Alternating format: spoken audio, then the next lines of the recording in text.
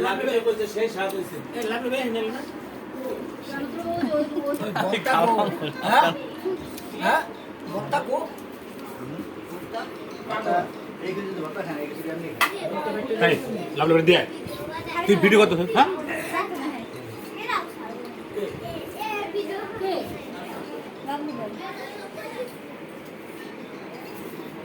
উনি বেলের ভিতরে পানি আছে জগে আমরা সামনে তো পানি আছে খাইতে পানি আনবে এই ব্যাগ তোলা ওই পাকড়া দেখেন ইস এরা না আরেক করে পারেন